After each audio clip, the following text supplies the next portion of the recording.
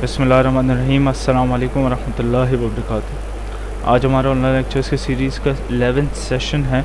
आज की क्लास में हम मैट्रिसेस में क्रैमर्स रूल के हवाले से बात करेंगे। क्रैमर रूल क्या इम्पोर्टेंस रखता है मैट्रिसेस में, किस तरह हम मैट्रिसेस के ज़रिए इक्वेशंस को सॉल्व कर सकते हैं, ये मदद हमें क्रैमर्स रूल से मिलती है और मैट्रिक्स इन्वर्जन मेथड से मिलती है।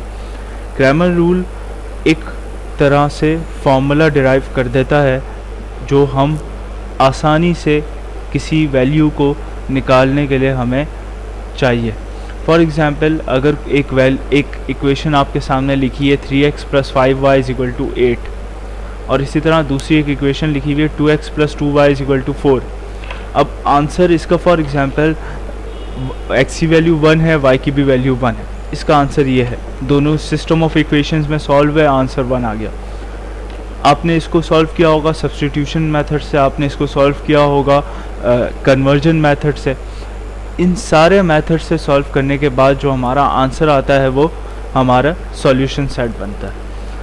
क्रैमर रूल हमें यही आंसर फार्मूले की मदद से निकाल कर दे देगा और हम बनाना सीखेंगे किस तरह सिस्टम ऑफ इक्वेशंस को मैट्रिसेस में इस्तेमाल कर सकते हैं। आज के लर्निंग आउटकम की तरफ देख लें। In this lecture we are going to learn about Cramer's rule. ठीक है, क्रैमर्स रूल एक बेसिक कॉन्सेप्ट, उसके बारे में हम पढ़ने जा रहे हैं।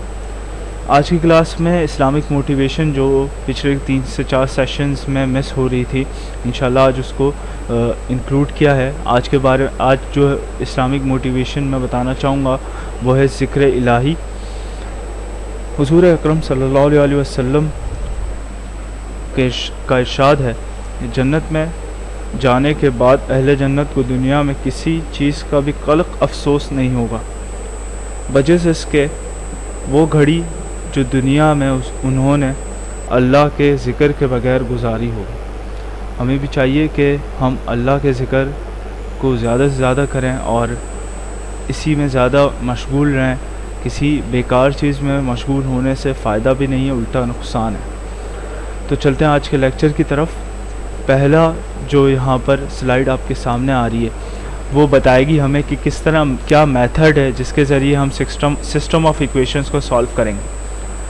अब वो जो मेथड है उसका नाम क्रैमर्स रूल है, क्योंकि क्रैमर ने इसको डिज़ाइन किया था। अब इसी तरह यहाँ पर क्या सिस्टम ऑफ इक्वेशंस सॉल्व होंगी। To solve the system of equations in 2 variable, हमने यहाँ पर एक जनरल इक्वेशन बना दी। अब देखें ये जनरल इक्वेशन जो है ये क्या मतलब है इस बात का। फॉर एग्जांपल, एक इक्वेशन है a1x + b1y = c1। जैसे मैंने आपके सामने एक इक्वेशन बनाई थी 3x + 5y = 8। तो उसी तरह यहाँ पर a1 रिप्रेजेंट किसको कर रहा है, जो x का कोफिशिएंट है। b1 किसको रिप्रेजेंट कर रहा है, जो y का कोफिशिएंट है। और c1 किसको रिप्रेजेंट कर रहा है, जो इक्वल टू के बाद आने वाला कांस्टेंट है। इसी तरह सिमिलरली a2x + b2y = c2 के लिए मैंने क्या मिसाल दी थी, 2x + 2y = 4। तो ये समझ लें कि यहाँ पर ये एक जनरल इक्वेशन बनाई है ये दो जनरल इक्वेशंस। अब इसके ज़रिए हमने एक बनाना है सिस्टम ऑफ इक्वेशंस। अब दोनों का आंसर एक ही है, ठीक है। तो वो हम लोग सॉल्व करते हैं। आप लोग 8 क्लास में सॉल्व करते हैं, 7 क्लास में सॉल्व करते हैं with the help of substitution, with the help of conversion. तो अब हाँ, यहाँ पर हम सॉल्व करेंगे with the help of Cramer's rule. हम इसका आंसर निकालना सीखेंगे with the help of this rule. पहले तो हम इसके मैट्रिसेस बनाएंगे। अब मैट्रिसेस किस तरह बनते हैं इस 2 इक्वेशंस के, उसको गौर से देखिएगा। We find a1 a2 b1 b2, ठीक है। अच्छा, अब इसके लिए थोड़ा सा मैं यहाँ रफ वर्क कर रहा हूँ, इसको गौर से देखें। फॉर एग्जाम्पल, इन 2 इक्वेशंस को ऊपर और नीचे लिख दिया जाए तो आप लोगों को ये समझ में आ जाएगा कि यहाँ पर a1 किसको रिप्रेजेंट कर रहा है, पहले एलिमेंट को। a2 उसी कॉलम के दूसरे एलिमेंट को रिप्रेजेंट कर रहा है, क्योंकि ऊपर और नीचे लिखने का मतलब क्या है कि a1 पहले लिखा जाएगा और a2 उसके नीचे लिखा जाएगा। सिमिलरली b1 दूसरे कॉलम में पहला एलिमेंट होगा और b2 उसी कॉलम में सेकंड एलिमेंट होगा। तो ये पहली तो बात समझ लें, ठीक है। ये लिखने का तरीका होता है मैट्रिक्स को, किसी भी सिस्टम ऑफ इक्वेशन को। फॉर एग्जांपल, जो मैंने मिसाल दी वो क्या थी, 3x + 5y = 8 और दूसरी क्या थी, 2x + 2y = 4। तो उसको मैं किस तरह लिखूंगा, देखो 3x, x वाली कहाँ आ गई, पहले आ गई, और दूसरे वाले में x क्या था, 2 था, तो उसको मैंने यहाँ लिख दिया। सिमिलरली 5y, तो 5 कहाँ आ गया, इधर आ गया, और 2y, तो 2y इधर आ गया। ये लिखने का तरीका होगा हमारा मैट्रिक्स का, जो दो इक्वेशंस दी हुई हैं, हमें इक्वेशन को सॉल्व करना है, ये बात याद रखिएगा। अब मल्टीप्लाई में जो दो वेरिएबल्स होंगे ना बेटा, वो उसको लिखा जाएगा, ठीक है। मल्टीप्लाई मतलब उसके बराबर में ही एक और मैट्रिक्स बनाया जाएगा, जिसका मतलब यही है कि अगर दो मैट्रिक्स साथ लिखे हुए हैं तो वो क्या हो रहा है, मल्टीप्लाई हो रहा है, एक्स और वाई, ठीक है।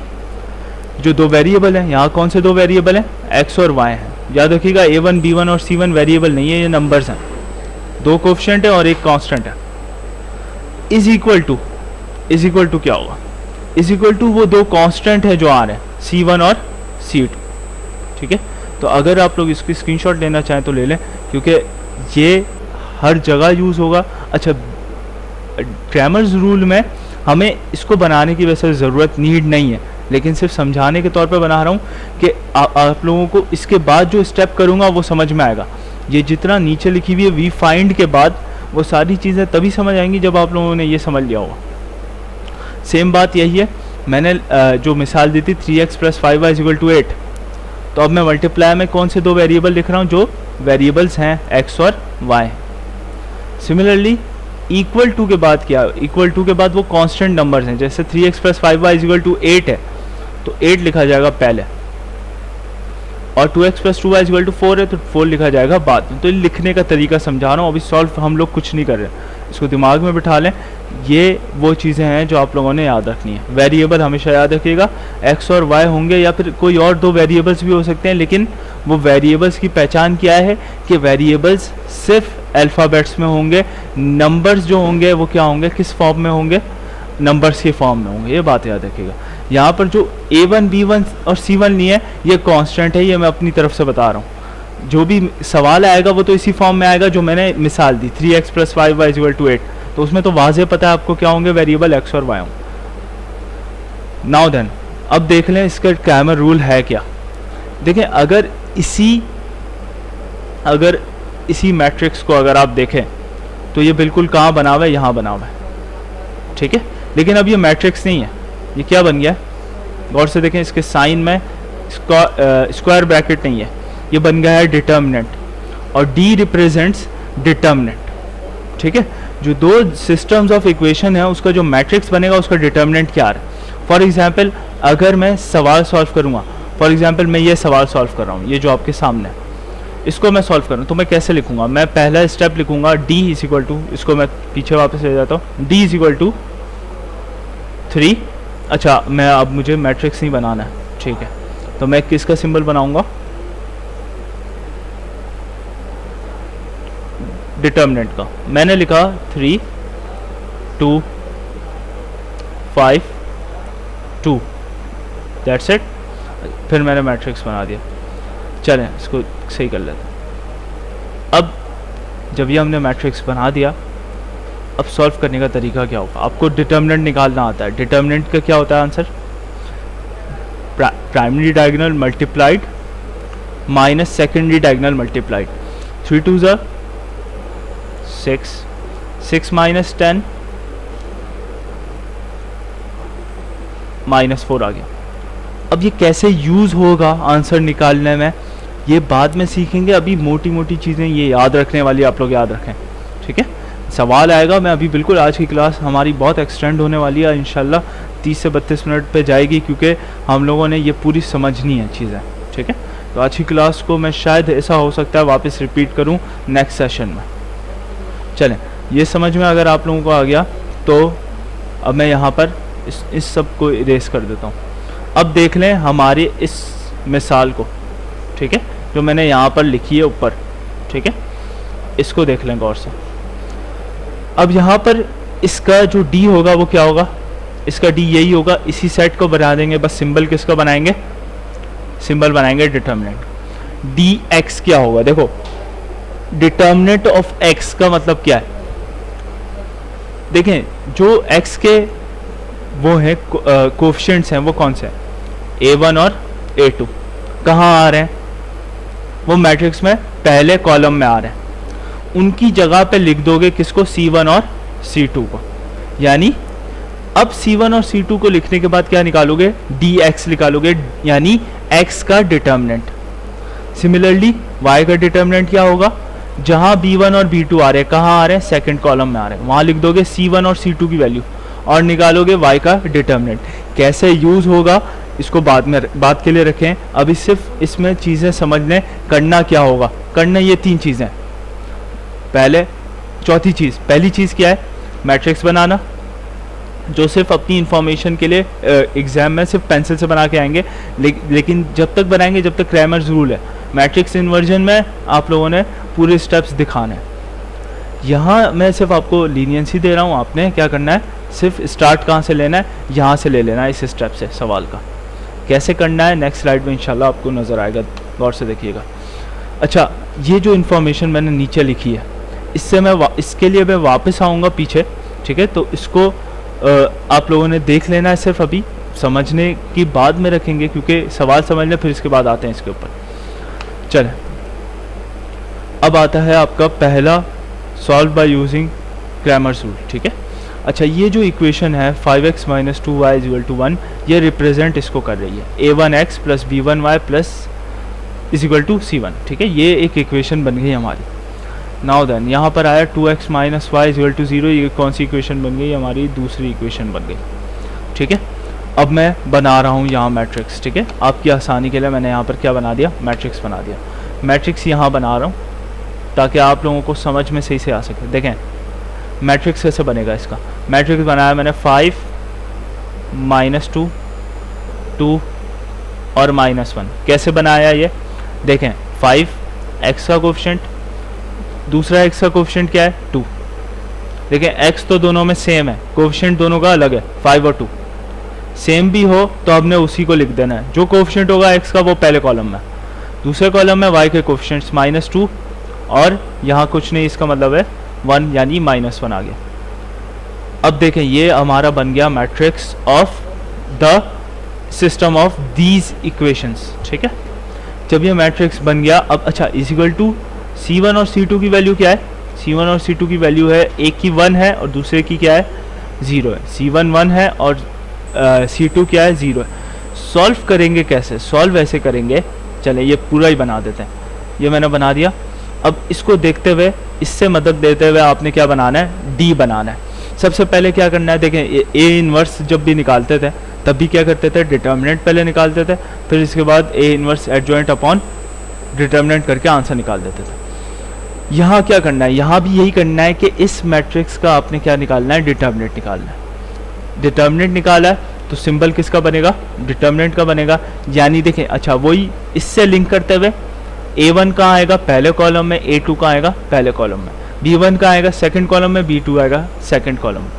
यानी यही इसी का ही क्या बना लेना आपने, डिटर्मिनेंट बना लेना। अब 5 × -1 यानी primary diagonal multiplied, secondary diagonal multiplied and minus by the subtracted by the first answer. तो फर्स्ट प्रोडक्ट से मैंने क्या कर दिया, उसको माइनस करवा दिया। 5 1 ज़ा 5 और -5 आ गया इसका आंसर, और 2 2 ज़ा 4, माइनस माइनस प्लस, यानी -5 + 4 -1। फॉर एग्जाम्पल इसका आंसर क्या आता, 0 आता। अब आ जाए पिछली स्लाइड पे वापस। मैंने कहा अगर फॉर एग्जाम्पल वैल्यू क्या आ जाए, डिटर्मिनेंट की 0 आ जाए, ठीक है, फॉर एग्जाम्पल आ जाए। अब आपने करना क्या है कि अगर d की वैल्यू 0 आती है तो इसका आंसर क्या होगा, नॉट पॉसिबल, जिस तरह हम A इन्वर्स में करते थे। A इन्वर्स पॉसिबल नहीं होता था जब हम क्या करते थे, हमारा आंसर डिटर्मिनेंट का 0 आता था। दूसरी बात, जब नॉट इक्वल टू 0 आए तब आपने आगे प्रोसीड करना है। अब आ जाए उस सवाल के ऊपर। उस सवाल में क्या कह रहा है कि हाँ पॉसिबल है, क्यों, क्योंकि इक्वल टू -1 आया। चलें अब देखें इसको गौर से। Since d is not equal to 0, this system has a unique solution. आपने आंसर में क्या लिखना है, आपने लिखना है कि इसका सिस्टम ऑफ इक्वेशन का क्या आंसर है, यूनिक सॉल्यूशन है, ठीक है। 3 तरह के सॉल्यूशंस होते हैं। एक होता है यूनिक, जिसका आंसर क्या होता है, एक ही होता है और वो क्या होता है, डिफरेंट होता है। एक सॉल्यूशन होता है जिसका आंसर जो होता है वो एग्जिस्ट करता है पर हम बता नहीं सकते, आपके कोर्स में नहीं है, सिर्फ आपको बता रहा हूँ। एग्जिस्ट करता है लेकिन इनफाइनाइट मैनी सॉल्यूशंस की वजह से हम उसको क्या करते हैं, बता नहीं सकते। एक आंसर होता है डज नॉट एग्जिस्ट, जो एग्जिस्ट ही नहीं करता, ठीक है।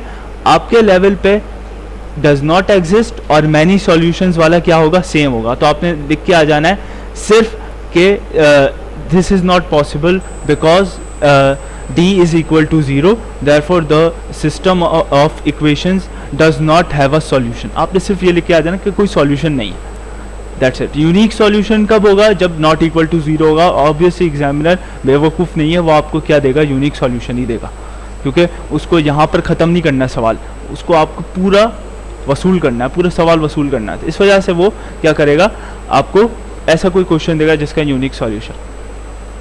अब हम जा रहे हैं आगे निकालने के लिए dx और dy। लेकिन डिटर्मिनेंट तो आपको यहाँ तक आता है, यहाँ तक सारी ऐसी चीज़ें जो आपको पता थी, कुछ डिफरेंट था वो बता दिया। ये जो दो चीज़ें हैं ये थोड़ी सी समझ लें, हैं बिल्कुल सेम डिटर्मिनेंट से, लेकिन समझने के लिए देखिए यहाँ x के कोएफिशिएंट कौन से हैं, 5 और 2। कहाँ लिखे गए हैं वो, पहले कॉलम में लिखे गए। पहले कॉलम की जगह पर अगर हम इन दो वैल्यूज़ को लिख दें, C1 और C2, जो कि यहाँ कौन सी हैं, 1 और 0, यानी मैं मैट्रिक्स जो बनाऊँ, ठीक है, पहले मैट्रिक्स बना रहा हूँ फिर डिटर्मिनेंट देखेंगे। जो मैट्रिक्स बनाऊँ उसके अंदर पहले वैल्यू आई 1, दूसरी आई 0, ठीक है, और जो y के हैं वो वैसे ही रहे, यानी -2 और -1। तो ये हमारा बन गया dx। हाँ, लाजमी सी बात है, यहाँ पर डिटर्मिनेंट का निशान आएगा, मैट्रिक्स का निशान नहीं आएगा। dy उसकी निस्बत में क्या होगा, dy ये होगा कि यहाँ पर हमने क्या कर दिया, उसी को चेंज कर दिया, बस 1 और 0 कहाँ लिखना है, सेकंड कॉलम में, और x के जो है वो अपनी जगह पर आएंगे। यानी जो अब जिसका हमने आंसर निकालना है, y का आंसर निकालना है, तो उसकी जगह क्या वैल्यू आएगी, C1 और C2 की वैल्यू आएगी, बाकी वैसा के वैसा रहेगा। और यहाँ पर dx x का आंसर निकालना है, तो x की जगह पे किसकी वैल्यू आएगी, C1 और C2 की वैल्यू आएगी। अब इसको करना है सॉल्व, तो देख लें dx होता है C1 C2 B1 B2। B1 मतलब ये है, B2 मतलब ये है, C1 मतलब ये है, C2 मतलब ये है, यानी पहले लिखा जाएगा C1 1 और C2 0, ठीक है, -2 -1। अब देख लो इसको, इसका डिटर्मिनेंट निकालो, क्या आंसर आया, 1 × -1 विच इज़ -1, और माइनस माइनस प्लस होके 2 तो हो गया, लेकिन 2 0 हो गया, ठीक है। तो यहाँ प्लस होगा, ठीक है, माइनस नहीं होगा, +0। ऑब्वियसली -1 में प्लस करें, 0 में माइनस करें, 0 आंसर क्या आना है, -1 आना है। dy देख लें, dy में आंसर देख लें क्या आ रहा है आपका, -2 आ रहा है, उसी तरह सॉल्व किया बाय क्रैमर्स रूल। अब जो x की वैल्यू होगी, अब देखें इन दो वैल्यूज को निकालने के बाद एक डिवीजन बाकी है। वो डिवीजन क्या है कि dx का जो आंसर है उसको d डिटर्मिनेंट के जो आंसर है उससे डिवाइड कर दें, तो आपका आ जाएगा आंसर x का, ठीक है। और उसी तरह y का कैसे निकालेंगे, dy का जो आंसर है उसको डिवाइड कर दें d से, यानी डिटर्मिनेंट से, तो आपका आंसर क्या आ जाएगा, y का आंसर आ जाएगा। अब ये जो दोनों आंसर्स हैं इनको वेरीफाई करने के लिए इन प्लेसेस पर रख दें, क्या आपका आंसर बराबर आता है। देखें x का क्या आंसर आया 1, y का क्या आया 2, x जब 1 लिखेंगे तो क्या आएगा, 5 1 5, 2 2 4, 5 - 4 इज़ 1। यहाँ रख के देखें 2 1 2 -2, y की वैल्यू क्या है 2 है, तो क्या हो गया 0 हो गया, यानी ये भी वेरीफाई हो गया, ये भी वेरीफाई हो गया, यानी हमने आंसर सही निकाला है। आंसर में देखें यहाँ तक हमारे टोटल जो स्टेप्स बनते हैं वो 7 to 8 स्टेप्स बनते हैं। इन सारे स्टेप्स को आपने गौर से समझना है, और जो मेन यहाँ पर 5 स्टेप्स मेन है वो कौन से हैं, 1 2 3 4 और लास्टली 5। 6 जो लास्ट स्टेप आ रहा है उसके अंदर आपने बनाना है सॉल्यूशन सेट। सॉल्यूशन सेट में अगर तो आपने देखें यहाँ पर वैल्यूज़ किसी निकाली है, x और y की वैल्यूज़ निकाली है, एक की 1 है दूसरे की 2 है। यानी पहले आएगा x और फिर y आएगा। जैसे ऑर्डर पेयर हम बनाते हैं तो उसमें पहले किसको लिखते हैं, x को लिखते हैं फिर y को लिखते हैं। इसी तरह यहाँ पर भी पहले 1 को लिखेंगे फिर 2 को लिखेंगे, फिर पहले राउंड ब्रैकेट्स फिर कर्ली ब्रैकेट। ये लिखने का तरीका है, ऑर्डर पेयर लिखने का ये तरीका है, ठीक है। तो ये हमारा बन गया सॉल्यूशन सेट, ठीक है। फॉर एग्जाम्पल अगर कोई ऐसी इक्वेशन सॉल्व कर रहे हैं उसमें आंसर ऐसा आ रहा है कि 2x की वैल्यूज़ आ रही हैं। फॉर एग्जाम्पल मैंने यहाँ पे लिखा 1 2, उसमें मैं क्या बनाऊंगा, मैं राउंड ब्रैकेट नहीं बनाऊंगा, उसमें मैं सिर्फ कर्ली ब्रैकेट बनाऊंगा। ये सिर्फ एडिशनल इन्फॉर्मेशन दे रहा हूँ, याद रखनी अभी नहीं है, सिर्फ डिफरेंस बता रहा हूँ, ठीक है। तो यहाँ 2 ब्रैकेट्स यूज होंगे, कर्ली और राउंड, ठीक है। इसको याद रखें, इसको भूल जाए। चले अब क्रैमर्स रूल देख लें। क्रैमर्स रूल के हिसाब से ये होता है हमारा आंसर, ठीक है। वेरीफाई किया हमने, वेरीफाई वही स्टेप्स बता रहा हूँ, वेरीफाई करने से हमारा आंसर आ गया दोनों जगह पे 1, यानी ये हो गया हमारा वेरिफिकेशन का प्रोसेस। सेकंड देख लें, सेकंड में क्या हमारा 0 आता है आंसर, वैल्यूज़ डालने के बाद आंसर 0 आता है। कैसे, यहाँ वैल्यू किसकी डालूंगा 1 और यहाँ डालूंगा 2। सिमिलरली इधर किसकी वैल्यू डालूंगा 1 और इधर 2, ठीक है। आपका दोनों जगह आंसर क्या हो गया, वेरीफाइड हो गया। तो हमने कह दिया कि हाँ हमने आंसर सही निकाला। चले अब देख लें दूसरा क्वेश्चन, दूसरा सवाल सेम तरीके से सॉल्व करना है। पहले लिख देना है 4 7 1 2, ठीक है। ये हमारा बन गया मैट्रिक्स। डिटर्मिनेंट इसका निकालेंगे, तो डिटर्मिनेंट में हमने लिखा D = A1 A2 B1 B2। 4 7 1 और 2, 4 2 8 -1 7 7, ठीक है। तो 8 - 7 इज 1। तो डी डिटर्मिनेंट का आंसर जो आया है वो आपका आया है 1, यानी इसके डिटर्मिनेंट का आंसर 1 है। Which is not equal to 0, तो हम कह देंगे the system has a unique solution. अब हमने फाइंड करना है dx और dy निकालने का तरीका, जो x वाले हैं उसकी जगह रख दो c1 और c2 को, यानी कॉन्स्टेंट्स को। तो हमारा जो डिटर्मिनेंट dx का बन जाएगा वो बन जाएगा 2 3 1 और 2, और y का जो बन जाएगा वो हो जाएगा 4 7 2 और 3। देख लें इसको और से, हमने पहले dx का लिखना है तो उसके अंदर पहला वाला जो कॉलम है उसकी जगह आ जाएगा 2 और 3, और दूसरे वाले में 1 और 2 एज इट इज रहेगा जो मैट्रिक्स का है पहले का। फिर दूसरे वाले में dy में क्या होगा 4 7 अपनी जगह पर और 2 और 3 सेकंड कॉलम में। दोनों का आंसर निकाला, एक का आया 1 और दूसरे का आया -1। अब बाय क्रैमर्स रूल x की वैल्यू होती है dx अपॉन d, y की वैल्यू होती है dy अपॉन d। दोनों में आंसर हमारा आ गया, एक में आया 1 एक के अंदर आया 2। उसी सेम तरीके से बनाया सॉल्यूशन सेट आपने बनाया, आया 1 2। नाउ हमने यहाँ पर इस सवाल को अब सॉल्व करना है। लास्ट सवाल में अगर कोई इशू हो तो उसको ज़रूर रिवाइंड करके देख लीजिएगा या कमेंट में मुझे बता दीजिएगा। अब इसको सॉल्व करना है, ठीक है। यहाँ पर हमने जैसे ही सॉल्व किया हमारा d की वैल्यू डिटर्मिनेंट की वैल्यू वैसे ही क्या आ गई हमारी 0 के बराबर आ गई, यानी system does not have a unique solution है। आप यहाँ कह लें कि does not have any solution, आपने यूनिक के चक्कर में ही नहीं पढ़ना, ठीक है। चले तो अब यहाँ पर आपका होम असाइनमेंट अब दे रहा हूँ, क्वेश्चन नंबर 10 फ्रॉम एक्सरसाइज 7.5, और 7.5 पे पेज नंबर 186 पे आपको मिल जाएगा। क्वेश्चन नंबर 10 है x + 2y = 6, 2x + 7y = 3, ठीक है। ये आपने सॉल्व करना है घर से और मुझे इसका आंसर बताना है। और अब इंशाल्लाह यहाँ पर आपका क्लास ख़त्म हो रही है और इंशाल्लाह फिर नेक्स्ट क्लास में आपसे मुलाकात होती है। ख्याल रखिएगा अपना, और यहाँ पर अगर कोई इशू हो तो ऑनलाइन क्लास में मुझसे पूछिएगा, वरना आपने कमेंट में भी मुझे बता सकते हैं। जज़ाकल्लाह खैर।